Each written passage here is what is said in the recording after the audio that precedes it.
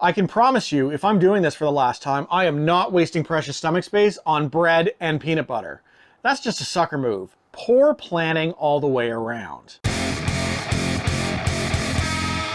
Welcome back to Food News Wednesdays, where I round up this week's tastiest stories. My name's Chris, and I'm not immortal. But with the exception of Keith Richards, none of us are, which means at some point in our lives, we're gonna sit down and have our last meal. Amazingly, while most of us would be able to list off exactly what we'd love to have for that last meal, very few of us actually get to indulge in that luxury, since death is oftentimes a mystery. Now, the one exception to that rule is criminals who've been sentenced to death, where it's customary in many countries around the world to grant them a final meal of their choosing. And today, in lieu of the weekly news roundup, I'm going to highlight some of the world's final choices before revealing what my own final meal would be if I was given that choice. Now, one thing that really jumped off the page for me when I was doing research for this episode was how many people gravitated to the comfort foods of their home regions. For example, Gerald James Boudreaux, a murderer in the state of Louisiana, couldn't shake his Cajun roots, opting for a fried sac-a-lait fish topped with crawfish étouffée, a peanut butter and apple jelly sandwich, and chocolate chip cookies. Now, if you're not familiar with the sac-a-lait, it literally translates to bag of milk in English, but what it is a breed of fish that you might be more familiar with as a white perch. So a fried sac-a-lait is coated in breadcrumbs and fried. I'm actually super jealous of that main course, but I am totally confused about the peanut butter and apple jelly sandwich. I'm a man who eats his weight in peanut butter, but that's because just grabbing a spoonful of it before work is such a quick and easy way to start my day. I can promise you, if I'm doing this for the last time, I am not wasting precious stomach space on bread and peanut butter. That's just a sucker move. Poor planning all the way around. And speaking of precious stomach space, Lawrence Russell Brewer had a lot of confidence in his own stomach, or at least it appeared, as this Texas murderer requested 2 chicken fried steaks smothered in gravy with sliced onions, a triple meat bacon cheeseburger with fixins on the side, a cheese omelet with ground beef, tomatoes, onions, bell peppers, and jalapenos, a large bowl of fried okra with ketchup, 1 pound of barbecue with a half a loaf of white bread, 3 fajitas with all the fixins, a meat lover's pizza, 3 root beers, 1 pint of Blue Bell vanilla ice cream, and a slab of peanut butter fudge with crushed peanuts. You know, there's professional eaters who couldn't take down that spread, and it turned out that it was all a ruse, because when the food arrived, Brewer announced he was not hungry. Word got all the way back to Senator John Whitmore, who was so pissed off he threatened legislation to end the practice of a last meal if the prisons didn't do it first. But the prisons actually did comply and ended the practice at that time in 2011. So if you're on death row in Texas, your last meal is actually going to be what everybody else is having that day. You know, thanks for ruining it for the rest of us, Lawrence. Now, other states still allow a choice, but with limits. So when Clayton Lockett of Oklahoma requested a Chateaubriand steak, shrimp, a large baked potato, and Kentucky bourbon pie, it was denied because it exceeded a $15 limit the state has on last meals. The warden counteroffered with a dinner from Western Sizzler, which Lockett declined.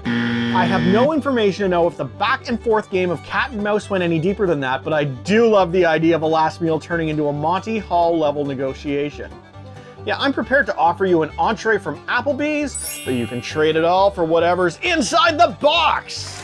In fact, why is that not a reality show? I would watch the crap out of that. Now, of course, not everyone on death row is known for their mental prowess, and the term last meal was definitely lost on murderer Ray Rector, or Triple R as we're going to call him from this point forward. The Arkansas prisoner requested steak, fried chicken, cherry Kool-Aid, and pecan pie, but then decided against eating the pie because he was saving it for later. Well, that's awkward. Others remain conscious of their health right to the bitter end, like Utah murderer John Albert Taylor, who in 1996 requested a pizza with everything, a cigarette, and a bottle of antacid.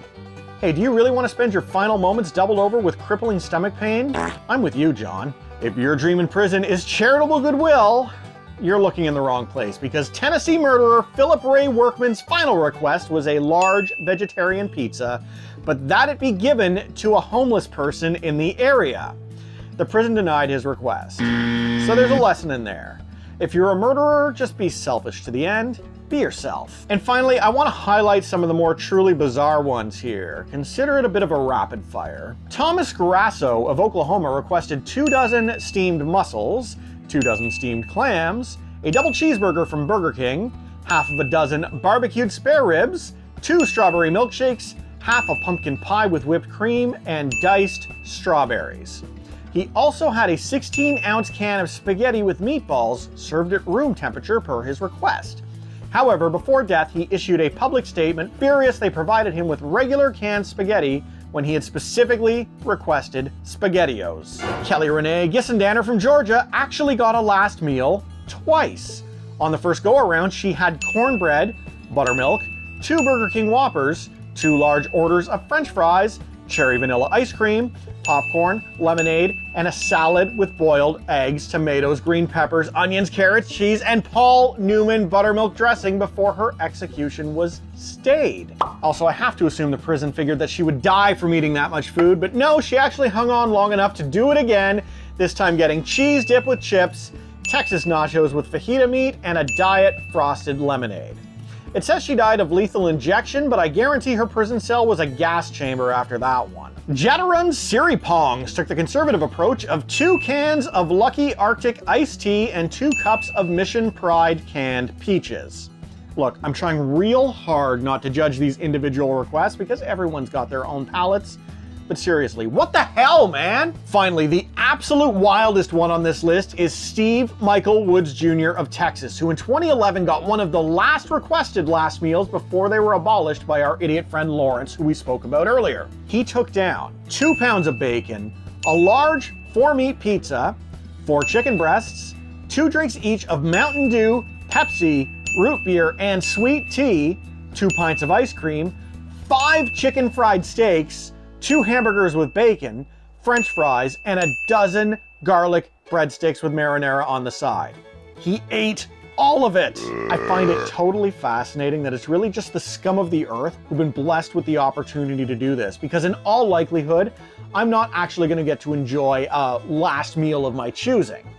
But if I did, I'd probably just want bites of basically the equivalent of a barbecue charcuterie board. I'd start with 1 bite from a really good cheeseburger. Nothing fancy, just salt and pepper on some 80-20 chuck with some ketchup, mustard, pickle, and onion. Then I'd have 1 side rib cut from the middle of the rack, 1 burnt end of brisket, one with a lot of crunch and juicy fat in the middle, 1 smoked chicken wing finished with buffalo sauce, a full serving of barbecue pinto beans that have been slow smoked over a pit, and collard greens with ham hocks. And it's at this point I need to remind you that I'm a Canadian who's currently living in record-breaking cold temperatures, but my passion through and through is Southern barbecue.